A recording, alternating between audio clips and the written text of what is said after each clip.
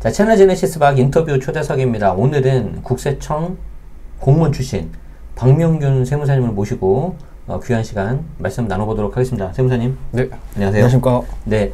또 이렇게 바쁘신데 와주셔서 고맙습니다. 네, 아닙니다. 초대해주셔서 네. 정말 영광입니다. 네. 시간 되시면 앞으로 자주 나와주시고요. 네. 최근에 제가 유튜브를 보니까 네네. 굉장히 좀 자주 나오시는 것 같더라고요. 좀 네. 하고 있습니다. 네. 활동 되게 많이 하고 계시죠. 네. 네. 그 세무사님 개인 유튜브 채널도 있고, 네. 그리고 이제 다른 그 채널에서도 보니까 이제 많이 초대받으셔가지고 네. 하시는 것 같아요. 네. 보니까 이제 제가 자주 보이는 타이틀이 국세청 출신, 네, 그렇죠. 그리고 이제 조사, 그리고 이제 뭐 가족 간 거래, 네. 뭐 증여, 여러 가지 내용들이 있어서 오늘 그 내용 좀 이렇게 좀 같이 말씀 나눠보도록 하겠습니다. 네. 제가 이제 박명균 세무사님 간단하게 양력을 좀 말씀드리도록 할게요. 46회 세무사 합격을 하셨고요. 중부지방국세청 성남, 경기, 광주, 하남, 구리, 남양주 관련돼서 업무를 하셨고, 두원 세무법인에서 근무를 하셨고, 21년 회계연도 구리시 결산검사위원, 그리고 현재는 새로운 세무회계 대표 세무사님이십니다. 네. 새로운 세무회계라고 이제 여러분들이 검색하시면 나올 거고요. 네. 제가 이제 고정 댓글로 그 세무사님 운영하시는 채널, 네. 그리고 이제 사무실 위치라든지 그런 거는 해놓을 테니까 혹시 이제 필요하시면 참고하시고요. 이게 겉으로만 봤을 때는 세무사님 양력이 그냥 뭐 이렇게 된가 보다라고 생각이 들어요. 그렇죠. 그런데 이제 제가 이제 모르는 게 또 있잖아요. 네. 거기에 대해서 조금 몇 가지 말씀을 좀 해주실 수 있을까요? 좀 간단하게 좀 본인 소개 좀 해주시면 감사하겠습니다. 네. 네. 예, 안녕하세요. 저는 세무사 박명균이고요.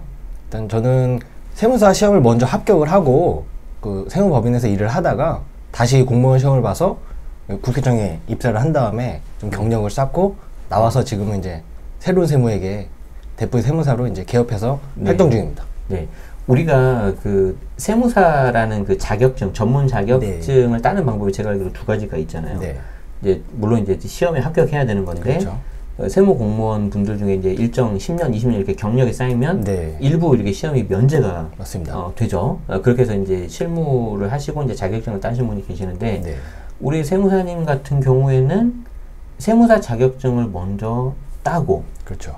그리고 다시 세무 공무원 그 시험을 합격하셨다고요? 네. 아니 왜 그러셨어요?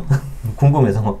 일단 처음에 세무사 합격만 하면은 앞으로 이제 인생의 탄탄대로가 될 줄 알았어요. 저도 그랬어요. 네. 물론 전 떨어질 줄. 네.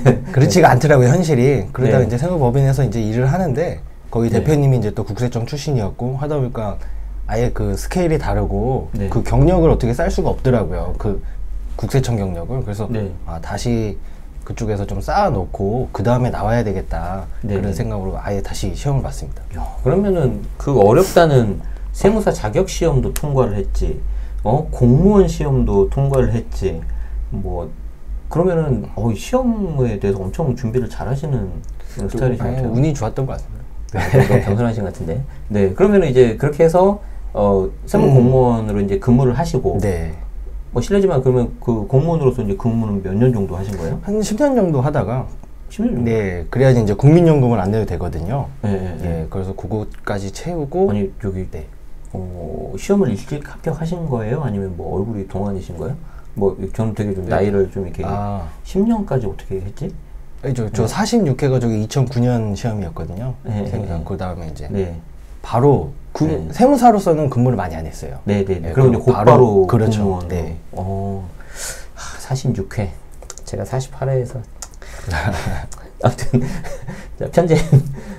자, 이제 본격적으로 좀 이야기 좀 나눠 볼게요. 네.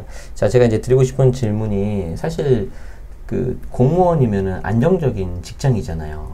그렇죠. 그리고 나중에 이제 연금도 좀 많이 나오고, 네. 그리고 이제 제가 알기로는 여러 직렬이 있지만 이 국세청 이게 세무 관련된 업무를 하다 보면 또 다양한 업무도 할 수 있고 했을 텐데, 네. 조직에서 좀 나올 때 좀 네. 뭔가 걱정되거나 좀 그런 건 없으셨어요? 걱정이 많이 되죠. 근데 네. 저는 근데 어차피 자격증을 따고 나올 생각으로 국세청을 들어갔기 때문에. 네, 그러니까 여기는 좀 약간 특이해요. 네. 그러니까 네. 언젠간 나와야지 하는데 네. 제가 근무하면서 제일 많이 들었던 질문이 네. 너 언제 나갈 거야? 이거였거든요. 주변 동료분들한테. 네. 그러니까 좀 흔하지 않으니까요. 네. 그러니까 그러다가 저는 그냥 40 전후 되면은 나갈 거다. 네네네. 그게 입버릇처럼 했는데 진짜 그 나이가 네. 되니까 이제 나가야 되겠더라고요. 네네네. 예, 그리고 이제 둘째도 태어나고 이러다 보니까. 네. 근데 저도 이제 아예 안 해봤던 또 이제 사정이 되는 거잖아요. 이제 개업을 하는 그렇죠. 거잖아요. 이제 본인 사업을 네, 하시는 네. 거니까. 그 신경 쓸 것도 많고 밤에 진짜 잠도 안 오고요. 네. 막막했습니다, 진짜. 네. 그럼 지금 개업하신 지는 어느 정도 시간이 아직 되셨죠? 이제 올 초에 했으니까요. 네네. 네. 아. 아직 1년이 안 됐습니다. 네. 근데 굉장히 좀 이렇게 여러 방면에서 활동들을 많이 하시는 것 같아요. 네, 일단 좀 네. 알리는 게 중요한 것 같아서. 네네네. 자, 그래서 이제 그런 것들 이제 사정이 좀 있으셨는데, 나와 보시니까, 네. 이제 그전에는 이제 공무원이셨잖아요. 그렇죠. 그리고 이제 개업을 했잖아요. 네. 어떤 게 좀 가장 많이 달라요? 관점이 가장 다르죠.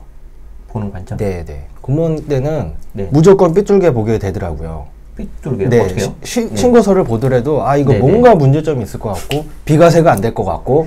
여러분 잘 들으세요. 네네. 8년 그냥 그것만 보는 거예요. 네네네. 네. 물론 이제 모든 공무원분들이 그러진 않겠지만 네네. 이게 이제 삐뚤게라고 표현하셨지만 그렇죠. 제가 봤을 때는 이제 엄격하게 본다는 거죠. 네네. 이제. 그래서 이제 왜냐하면 국가 입장에서는 그게 굉장히 소중한 세수 그렇죠. 네. 확보를 해야 되는데 잘못해서 나가면 안 되잖아요. 네. 자, 그래서 우리 지금 보고 계시는 구독자분들, 시청자분들 잘 들으셨죠? 내가 뭐 예를 들어서 뭐 1세대 1주택으로 비과세 신고를 했다. 그러면 어떻게 한다고요? 꼼꼼하게 본다는 겁니다. 네. 혹시 그러면은 그렇게 보는 과정에서 네. 이거 비과세 아닌데 이거 잡아낸 케이스 많이 있을 것 같은데. 저 기억나는 게 네.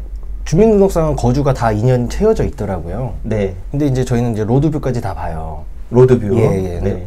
근데 거기가 재개발하는 데라서 네. 거의 그냥 폐가 하더라고요. 로드뷰로 네, 봤을 때. 멸실돼 있었다는 거죠. 네, 네. 살 수 없다. 그리고 이분의 뭐 사업자 내역이나 그런 거를 해보니까 여기 지역이랑 전혀 상관없는 데서 사업을 하고 그런 내역이 있어서 좀 아니다 싶어가지고 이제 네. 전기 쓴 거, 네. 수도 사용 내역이랑 네. 그런 것까지 해가지고 네. 과세가 됐었던 적이 있죠. 여러분, 제가 채널 할 때 많이 말씀드리지 않았습니까? 그런 거 따진다고. 네, 그렇게 해서 이제 해서 뭐 추징된 금액이 대략 얼마나 됐을까요? 2억이 좀 넘었죠. 네. 그래서 성실납세가 여러분 최선입니다. 네, 아시겠죠? 맞습니다. 네. 뭐 특히 이제 뭐 거의 우리 세무사님이 워낙 이제 실력도 뛰어나셔서 그렇게 하셨겠지만 주변에 계신 공무원분들 다 그 정도 하시는 거 아닌가요? 근데 이게 또 실력보다도 네. 왜냐면은 그거를 업무를 처리를 못하면은 감사라는 걸 받게 돼요. 감사라는 거. 예. 감사 과정에서 이거 비과세 아닌데 너는 왜 비과세로 이렇게 업무를 아. 처리했냐고 그럼 징계를 네. 받게 되니까 네네네. 그 본인의 그까지 달려 있어가지고 감사는 어디에서 하는 거예요? 우선 그 내부적으로 국세청 자체에서 감사를 하고요 주기적으로. 네네네. 그 다음에 감사원 감사까지 받을 수 있어요. 지금 감사원 감사 가끔 좀 뉴스 보면 나오는 감사원 그 네, 그렇죠. 네네네. 그러면은 진짜 이제 뭐 일부러 그런 건 아닌데 네. 잘못해서 하면은 좀 이제 좀 본인한테 뭐 징계 같은 것도 될 수도 있고 네, 그러겠네요. 맞습니다. 그렇기 때문에 이게 뭐 꼼꼼하게 하시길 바라고 이 조사 관련해서 그리고 비과세 관련해서 조심해야 되고 이거는 저희 좀 더 이제 2부에서 더 말씀드리도록 할 테니까 계속해서 시청해 주시면 감사하겠습니다. 자, 뭐 이제 그 다음 질문이 그러면 이제 나오고 이제 아직 개업해서 이제 만 1년이 안 됐는데 계속 이제 자리를 잡아가고 계시는 네. 그런 상태잖아요. 혹시 중간에 좀 후회를 하거나 내가 그래도 저기 NTS라는 그 큰 조직에 있었을 때가 네. 좀 더 괜찮지 않았나 뭐 그런 생각을 혹시 해보신 적이 있으실까요? 뭐 아니라면은 또 거짓말인 것 같고요. 네. 뭐 나름대로 그 정도 하다 보면 그 안에서도 이제 일도 네. 잘한다고 그렇죠. 인정도 받고 10년이면 뭐. 네. 이제 딱 한 중간 정도 위치가 되더라고요. 이제 후배들도 네네네. 하고 이제 그러니까 저는 뭐 눈치 볼 그것도 없었어요. 네네네. 회사 다니는 거 너무 편하고 그냥 제가 하고 네네네. 싶은 대로 하고 네네네. 그러다 보니까 좀 약간 매너리즘이라고 네. 할까요? 그러면서 이대로 계속 가면 안 되겠다. 여기 너무 젖어버리겠다. 그런 생각이 들더라고요. 그러면 만약에 저는 이제 공무원 조직 생활을 해본 적이 없으니까 거기서 이제 계속 있어서 이제 나름대로 이제 뭐 승진도 하시고 좀 인정도 받고 그러면은 계속 이제 승진을 하면 어떤 길이 펼쳐지는 거예요? 월급이 좀 올라가는 정도? 월급이 올라. 네, 뭐 큰 차이는 없습니다. 그런데 나중에 뭐 또 개업을 나중에 늦게 하실 수도 있는 거죠. 그렇죠. 그런데 이제 뭐 그런 것보다는 네. 개업을 하고 그럼 제가 이제 개업을 했을 때 나중에 되고 싶은 어떤 좀 목표라든가 비전이라든가 그런 건 어떤 게 있을까요? 일단 좀 솔직히 말해서 이제 돈을 네네. 더 좀 여유롭게 네네네. 예, 그게 제일 목표죠. 우선. 네네네. 네. 공무원이 아무래도 박봉이다 보니까 네네네. 외벌이로 이렇게 내 식구가 살기는 좀 어렵더라고요. 음, 그런 면도 있고. 네. 그래서 나중엔 저도 이제 책도 쓰고 좀 이렇게 이런 분야에서 네네. 알려지는 게 좀 목표입니다. 네네네. 그렇게 해서 이제 많은 분들에게 좀 이게 절세 관련해서 네. 유용한 정보도 좀 드리고, 물론 당연히 합법적인 방법이고 세무사님이시니까 그렇게 해가지고 좀 많이 되면 좋겠습니다. 최근에 이제 여러 가지 뭐 상담도 하시고, 네. 뭐 기장도 하시고, 뭐 그러실 텐데, 최근에 상담하신 내용 중에서 좀 기억에 남는 에피소드, 네. 아니면 이제 우리 지금 보고 계신 우리 시청자분들이 좀 기억해야 될 만한 뭐 주의사항 같은 거, 이런 거 좀 있을까요? 그 세무 상담하다 보니까 네. 정말 다양하더라고요. 네. 네, 사는 것도 다르고 그런데 요 근래 좀 제일 생각나는 게요. 네. 그나마 다행이었던 건데 이분이 저쪽 경기도 쪽에다가 직접 네. 그 건물을 지어서 다가구 주택을 네네. 지어서 몇 년 동안 이제 주택으로 네. 임대를 하다가 이제 팔려고 하는데 그때 이제 상담이 온 거예요. 양도세가 뭐 얼마나 네네네. 나오겠다. 당연히 비과세라고 생각을 했는데 그거 하나만 있으니까. 네. 그리고 다가구 주택 같은 경우는 이제 주택으로 쓰는 게 이제 3개층만 돼 있으면은 전체를 주택으로 보는데요. 네. 이분이 이제 임대를 더 놓겠다고 네. 꼭대기에다가 불법 건축물을 해가지고 거기까지 또 주택으로 사용해서 이게 네. 또 구청에까지 다 걸렸더라고요. 네네. 예, 건축물 대장에도 기재돼 있고. 그러니까 네. 이대로 팔면은 그 가구 하나하나가 다 주택이 돼서 이분 같은 경우는 1세대 9주택자가 되더라고요. 그렇죠. 네. 그래서 그래도 다행히 판 다음에 왔으면 이건 답이 없어요. 네네. 네. 그나마 네. 한번 모의 계산이라도 얘기해가지고 네. 그거 당장 철거하라고. 네네네. 예, 그렇게 해가지고 이제 진행하는 쪽으로 해서 네. 그렇게만 따져도 거의 3억 정도? 그러니까요. 예. 그러니까 여러분 지금 굉장히 우리 세무사님이 중요한 말씀 해주셨는데, 제가 항상 강조하는 게 그거잖아요. 계약서를 쓰는 순간 세금이 거의 99% 결정이 나버려요. 네, 맞습니다. 그래서 이제 그분은 이제 세금이 얼마 정도 나오는지 그냥 계산 한번 해주세요라고 이제 오신 거죠. 네. 그럼 이제 뭐 상담료가 뭐 그래도 뭐 한 몇십만 원 되긴 하겠지만 3억에 비하면 세금 3억에 비하면 완전 싼 거잖아요. 그리고 이제 뭐 제가 이제 조금 더 덧붙여서 말씀드리자면은 다가구가 이제 그 요건이 있는데 네. 그 요건을 지금 어겨버려서 다가구 혜택이 안 된 거죠. 맞습니다. 거기에 대해서 좀 설명 좀 해주시죠. 네. 그 다가구 주택 같은 경우는 그 주택으로 사용하는 층이 3개층까지만 사용을 해야 되고요. 네. 근데 보통은 이제 1층 주차장으로 쓰고 필로티로 그다음에 네네. 2층, 3층, 4층까지 하는데 네. 거기를 이제 추가로 이제 한다든지 네. 아니면 더 높은 층도 있어요. 6층짜리인데 네네. 그 중에서 3개층은 주택, 2개는 네네. 상가. 네네네. 근데 이 상가를 또 주택으로 뭐 쓴다든지 그런 게 네. 많이 걸립니다. 네. 네. 그러면은 이게 다가구가 아니라는 거잖아요.